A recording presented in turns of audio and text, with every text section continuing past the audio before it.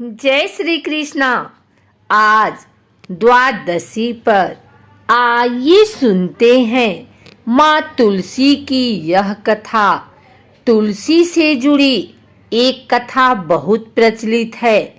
श्रीमद् देवी भागवत पुराण में इनके अवतरण की दिव्य लीला कथा भी बनाई गई है।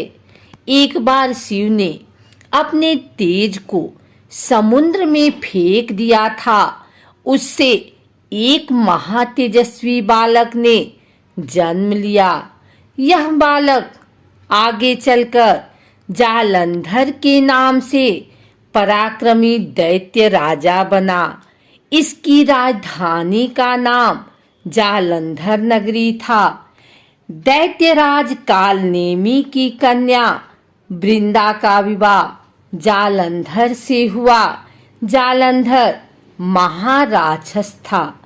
अपनी सत्ता के मद में चूर उसने माता लक्ष्मी को पाने की कामना से युद्ध किया, परंतु समुद्र से ही उत्पन्न होने के कारण माता लक्ष्मी ने उसे अपने भाई के रूप में स्वीकार किया। वहां से पराजित होकर वह देवी पार्वती को पाने की लालसा से कैलाश पर्वत पर गया। भगवान देवाधिदेव शिव का ही रूप धरकर माता पार्वती के समीप गया, परंतु मां ने अपने योग बल से उसे तुरंत पहचान लिया तथा वहां से अंतर ध्यान हो गई। देवी पार्वती ने क्रुद्ध होकर सारा वृतांत भगवान विष्णु को सुनाया। जालंधर की पत्नी वृंदा अत्यंत पतिव्रता स्त्री थी। उसी के पतिव्रत धर्म की शक्ति से जालंधर न तो मारा जाता था और न ही पराजित होता था। इसीलिए जालंधर का नाश करने के लिए वृंदा के पतिव्रत धर्म को भंग करना बहुत जरूरी था। इसी कारण भगवान विष्णु ऋषि का वेश धारण कर वन में जा पहुँचे, जहाँ वृंदा अकेली भ्रमण कर रही थी। भगवान के साथ दो मायावी राक्षस भी थे, जिन्हें देखकर वृंदा भयभीत हो गई। ऋषि ने वृंदा के सामने पल में दोनों को भस्म कर दिया। उनकी शक्ति देखकर वृंदा ने कैलाश पर्वत पर महादेव के साथ युद्ध कर रहे अपने पति जालंधर के बारे में पूछा। ऋषि ने अपने माया जाल से दो बानर प्रकट किए। एक बानर के हाथ में जालंधर का सिर था तथा दूसरे के हाथ में धड़। अपने पति की यह दशा देखकर वृंदा मूर्छित होकर गिर पड़ी।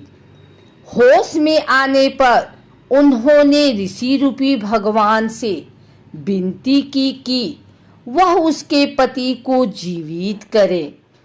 भगवान ने अपनी माया से पुनः जालंधर का सिर धड़ से जोड़ दिया, परंतु स्वयं भी वह उसी शरीर में प्रवेश कर गए।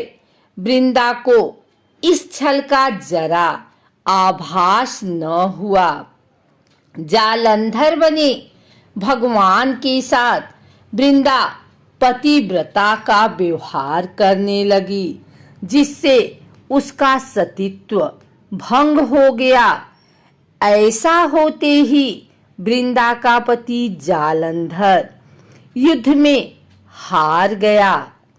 इस सारी लीला का जब वृंदा को पता चला तो उसने क्रुद्ध होकर भगवान विष्णु को शिला होने का श्राप दे दिया तथा स्वयं सती हो गई। जहाँ वृंदा भस्म हुई थी वहाँ तुलसी का पौधा उगा।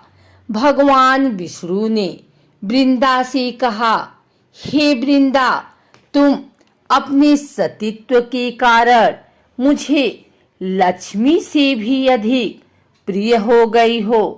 अब तुम तुलसी के रूप में सदा मेरे साथ रहोगी।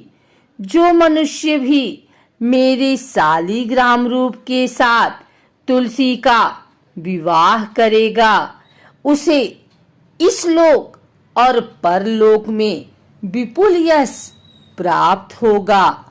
जिस घर में तुलसी होती है वहाँ यम के दूत भी असमय नहीं जा सकते।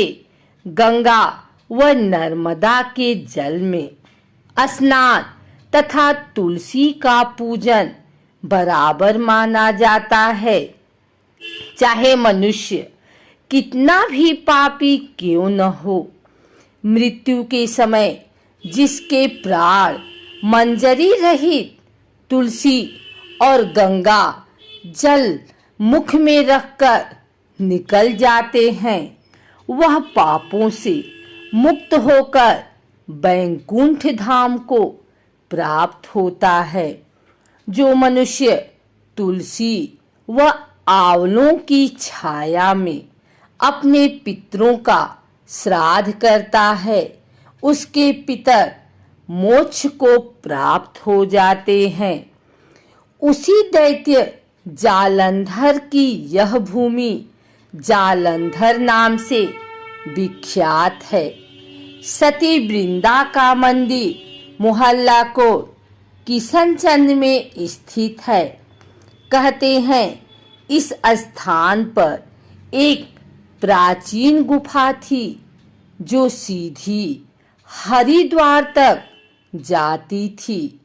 सच्चे मन से 40 दिन तक सती वृंदा देवी के मंदिर में पूजा करने से सभी मनोरथ पूर्ण होते हैं।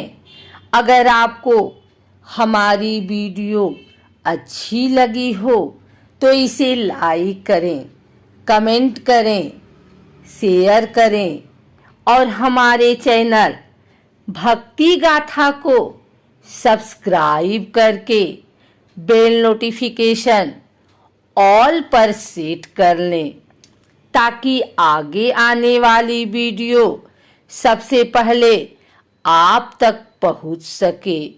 धन्यवाद।